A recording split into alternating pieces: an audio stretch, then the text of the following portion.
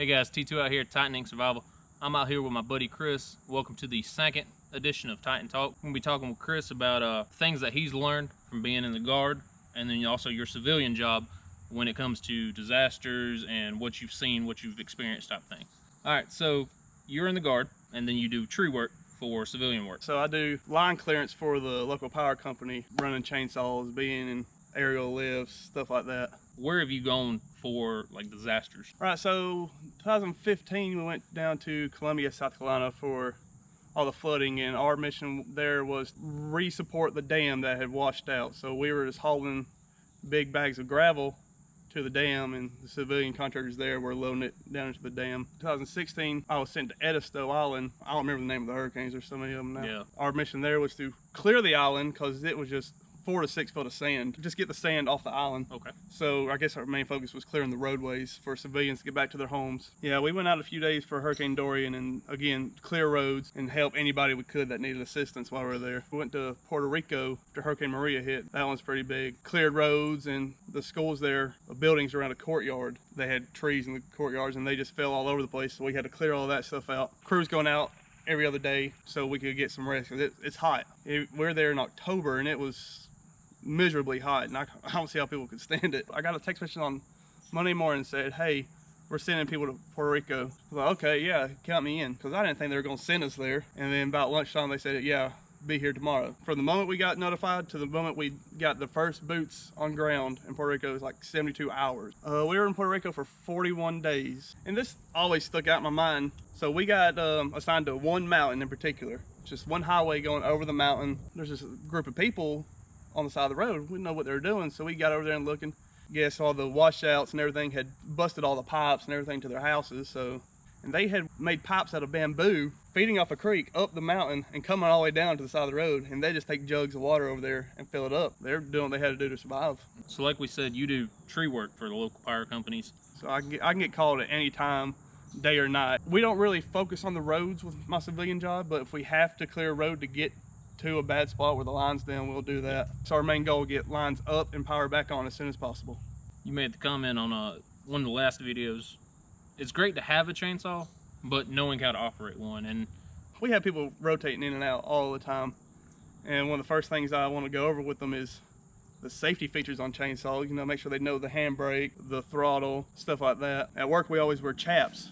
So if the saw hits it, it pulls all the fabric out of the chaps and stops the chain from spinning. We just want to focus on safety, make sure that the individual knows the right procedures before they actually get in the brush with the saw. Somebody messing down with a tree, it drops the wrong way or it gets cut the wrong way. Somebody's life's quickly at risk. Oh yeah, it's a very deadly profession. And just like I had a job not too long ago where the homeowner was like, yeah, I watched a video on YouTube, thought I could do it, and he almost died. With you having 2 jobs where you can get toned out quickly, what do y'all do here to make sure that they're safe? When there's a storm coming, I try to at least stock up on cases of water, gallons of water, try to get canned food in the house, which we don't keep it in the house often.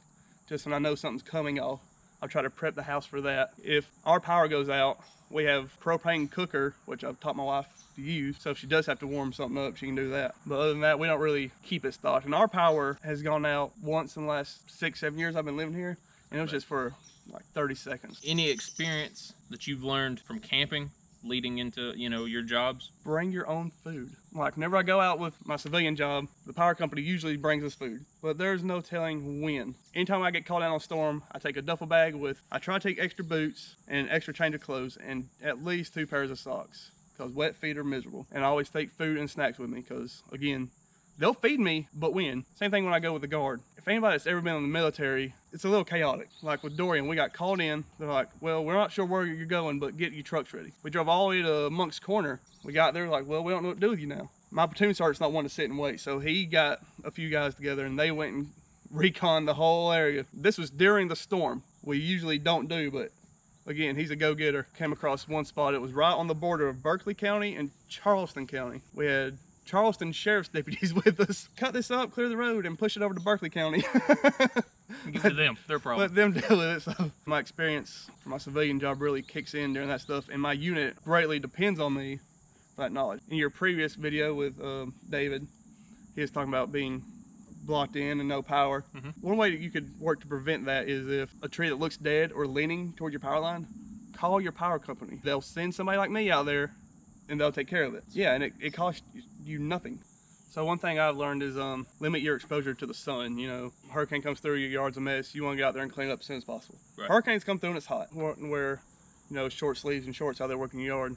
That sun beating down is going to wear you out more than the work itself. A way to limit the exposure is I wear long sleeves at work, and then of course in the guard you got your duty top, and then at work I also wear a neck gaiter, so that keeps the sun off my skin. Believe it or not, it keeps you cool longer because so your sleeves get wet from sweat, it cools down, and that helps tremendously. You know, the guard will call you and say, hey, we got to go out.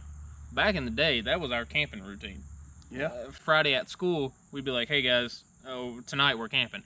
So we always had a bag pack. So do you still have that bag pack? Or are you rebuilding one? Or from the last time we went camping, I still have that bag packed. It needs to be redone. I don't think I was really prepared for that because it'd been so long since we'd done it.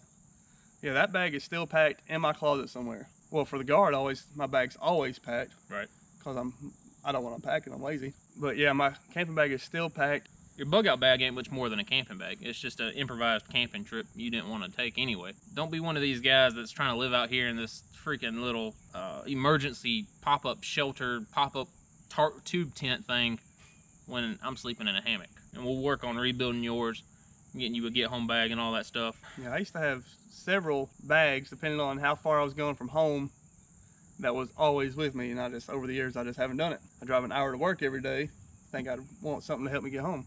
Has having the wife and the kid on the way, has that changed your mentality, both prepping or camping or any of that? Well, we haven't been camping in a while. Yeah, well, fair enough. And once the kids are older, we'll change that. As far as prepping, I mean, we always try to stay stocked on diapers. We have cloth diapers too, so if we ever run out of disposables, we always have a backup system. Just like packing is a diaper bag for a day. You know, you gotta make sure you got diapers, wipes, something to entertain them because they need entertainment. Right. Something that they can snack on. They gotta have something to drink. It's crazy, you don't think about this stuff as you're younger. You don't think you're ever gonna prepare for this. And then all of a sudden you're carrying 5 bags and only half of one is yours. All right guys, me and T2 are gonna head down into the woods. We're gonna show you a few things that we picked up along the way in our past experiences, stuff that we found useful and that might help you out. So in one of the videos we mentioned that you can drop your hatchet, your axe, and all your heavy wood cutting equipment for just a little knife. We did get some feedback from some people on it, and they were like, hey man, I'm never gonna get rid of my axe. It's part of me. We're gonna show you that a little knife will do just as good as a big honking freaking axe, and it'll save you a ton of weight. Just got a Gerber, and I've had this for almost 9 years now, and it's always in my bags. Like this stuff here, see it hacks it out pretty good. Yeah, it might be a little more work, but it's definitely gonna save you some weight.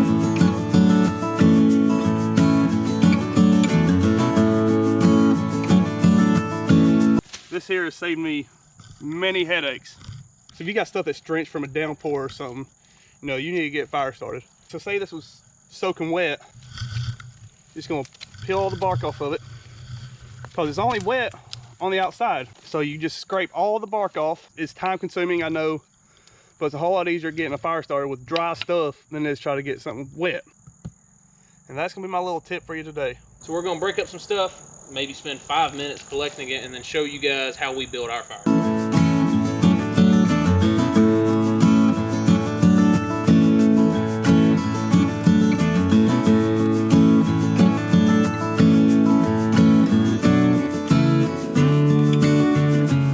So a little trick, use the leverage to your advantage. The further out you go, the more pressure you put on it. Just like that, it breaks it off.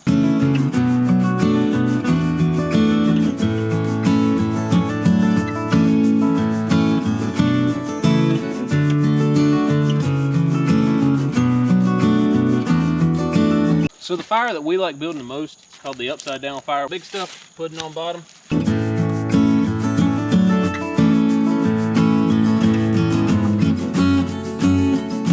A little bit smaller stuff on top, and then just work your way up.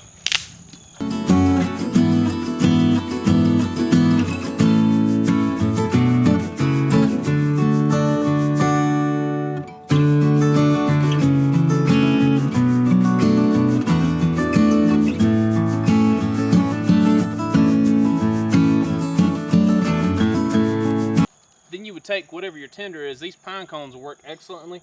We could throw a couple on top, throw some leaves on top, and as each section burns, it's going to work its way down. It creates less smoke, it burns more efficiently. So most fires are set up that TP configuration, but then when the tops of the TP start burning, then it all collapses on top of each other. At least this way, you know, all this stuff is going to burn. It's going to work its way down. There's a burn ban right now, so we're not going to light it. But this fire right here, what, 5 minutes of work, 6 minutes of work maybe, probably burned for a couple hours without us even having to touch it, without us having to scoop bigger pieces onto it. Another thing I like, I can put my canteen cup right here. This area is burning. It gives you a more stable platform to cook your food and to boil your water and to do all this versus putting it under a teepee and hoping that thing don't fall. Yeah, nothing makes me madder than having a can of ravioli or something near the fire and then something collapses and ash gets all in your food. That or it tips over and you lose it and you got to restart everything. Oh man. This took us maybe 5 minutes to collect this much firewood. Stuff where we don't have to use an axe, where we don't have to use a saw. And there's no point in putting it in a bug out bag or a camping bag. That's right. Hopefully you guys learned something. If you do the guard or if you were active military, or if your job can correlate to something in the prepping side, you know, throw it in the comments. Events, scenarios, after action reports, we love all that stuff. We love reading them. I don't have a survival channel. I have a actual gaming channel, and it's Joseph Allen 647. So y'all check me out. Yeah, that's all I've got. All right, y'all take it easy. All right, guys, T2, have a good one.